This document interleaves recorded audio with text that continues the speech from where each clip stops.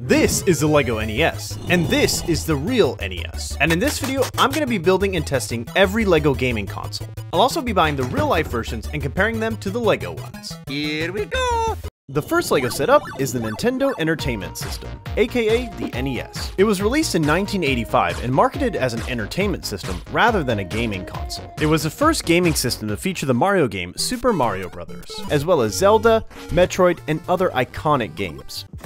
The LEGO set has over 2,500 pieces and 30 separate bags, so let's build it up. The completed NES resembles the real console very closely, with the front lettering for Nintendo Entertainment System, the power and reset buttons, as well as the player 1 and 2 ports for the controller, which clicks in just like the real thing. There are the audio and video ports on the side, as well as the plugins and switches on the back. You can slide in your Super Mario Bros. Cartridge to play the game on the LEGO TV, which we'll get to shortly. The cartridge sometimes gets stuck, but if you bash it enough, it usually comes out. There's also a neat Easter egg under this panel, which depicts Mario at the end of level 1-2 in Super Mario Bros., including the Warp Zone room. In order to be sure if the LEGO NES is actually accurate or not, we need to compare it to the real thing, and with the power of eBay, I have it in hand. Right off the bat, the LEGO set and real NES are almost identical.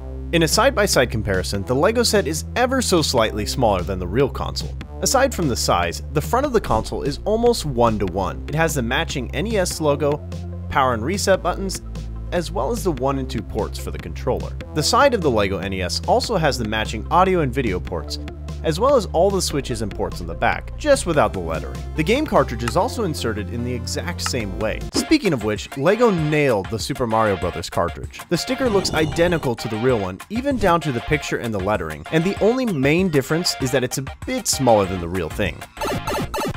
On the real NES, you insert the game by lifting the front, placing it inside, and pushing down on the game. The LEGO model matched that same experience perfectly. To actually play any games, you need to use a controller, and the LEGO version looks identical to the real one.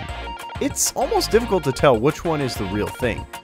Besides a couple minor differences, LEGO knocked the NES console out of the park.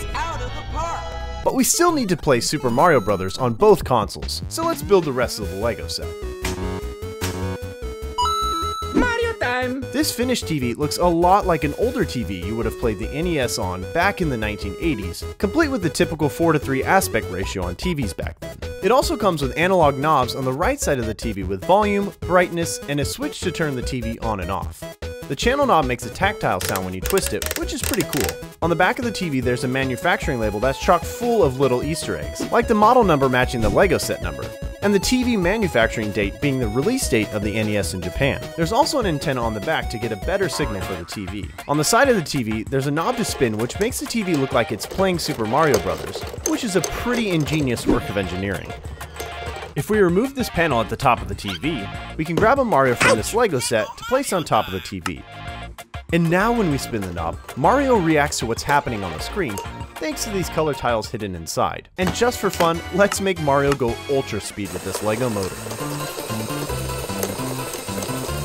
Now the last test is to play the real NES and see if it matches the game on the LEGO TV. Alright, our main goal is just to get to level 1-2, which should be pretty easy, right? Alright, let's turn this bad boy on. Bruh. And it immediately wasn't easy. The game was a jumbled mess full of random pixels, letters, and numbers. I legitimately don't think I can actually play. Oh, it's back, it's back. Never back down, never. Alright. I tried multiple fixes like resetting the game and wiggling the cartridge with little luck, but then seemingly out of nowhere. Oh my gosh. No way, it just fixed itself. Level 1-2, let's see if we can beat it first try. And still on my first life, I was able to easily beat the level. I think it's safe to say the LEGO NES is the real deal. The next LEGO gaming system is the Atari 2600. It was released in 1977 and was immediately successful and forever changed the gaming industry. The LEGO set comes with 2,500 pieces and a pile of bags. The completed Atari 2600 looks just like the real thing. It has the iconic wood paneling at the front of the console with the Atari logo, and it also has the appropriate switches with power, TV type, game select, and game reset, which all move up and down. There's also a cool Easter egg inside that you can reveal by sliding open the top. Inside is a young kid's bedroom from the 70s with some cool posters, a bunch of knickknacks, and also a micro Atari. The set also comes with 3 Atari games including Asteroids, Adventure, and Centipede, which all can be stored in this little box. Each cartridge can be inserted into the Atari just like you would on the real one. The Atari also comes with a joystick because obviously you need that to play any games. The movement feels really natural on the joystick, and it plugs in the back of the console. The final builds included are these small dioramas depicting each game included with the Atari, with a giant centipede for the game Centipede, a yellow castle and dragon for the game Adventure, and finally an asteroid field and spaceship for the game Asteroid. We'll see shortly if these builds look anything like the real games. Now we need to compare the LEGO Atari to a real Atari 2600, which I got off of eBay. After placing them side by side, it's pretty amazing to see how accurate the LEGO version is to the real thing. The main difference when looking at them is that the LEGO model is just a tad bit smaller all around, but impressive nonetheless. The LEGO set does a great job at mimicking the wood grain on the real Atari, which is a tough task to do in LEGO. All the switches that the Atari has on the front with the power, color, select, and reset are all matching 1-to-1 on the LEGO set. The back of both models have the matching switches and ports, except the LEGO model is missing the lettering at the top. Even the cartridge inserts look the same on both, and games are inserted in the exact same way in both models. And on the topic of game cartridges, the LEGO ones look incredibly accurate to the real games. They're even the exact same size, and the covers of the games match really well. And to play the games, each model comes with a joystick, which are almost indistinguishable, aside from an ever so slight size difference. Since the Atari is quite old and poses lots of challenges to play on a modern TV or monitor, I bought the Atari 2600 Plus, a modernized version of the original Atari 2600. It plays in the exact same way and even accepts original game cartridges. The design is the same, but the console is slightly smaller than the original 2600 and LEGO set. But now, it's time to give the games a try. Starting off with the game Asteroids. You use your triangular ship to shoot asteroids and rack up points. Pretty simple. Next up is Adventure, which I have high hopes for. Okay, this is not what I was expecting. I feel like I got clickbaited. And finally we have Centipede, which I personally think was the most fun out of the three games. But we still have one last gaming system.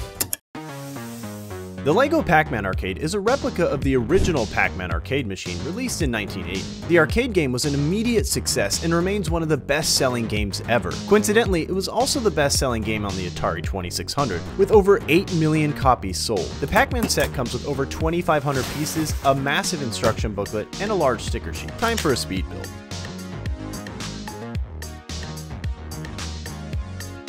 The finished Pac-Man arcade is a lot larger than I was expecting, and it looks very similar to the original Pac-Man arcade. It has Pac-Man stickers on either side as well as the Pac-Man logo at the front.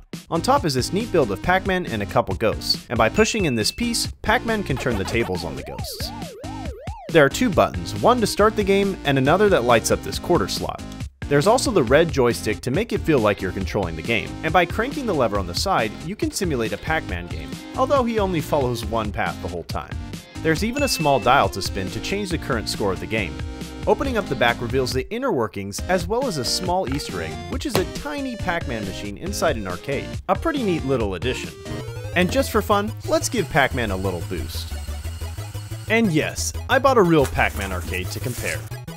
The LEGO version is definitely quite a bit smaller, but it has the same general shape as the real thing. Both models have the same stickers on the side, as well as the Pac-Man logo at the front, and the controls look basically identical. And the best part is, you can play on either one. The real arcade does provide a bit more of a challenge since you actually play through the full game. But hey, at least you'll never lose playing Pac-Man on the LEGO version. LEGO made these gaming systems so well that it's actually difficult to tell them apart.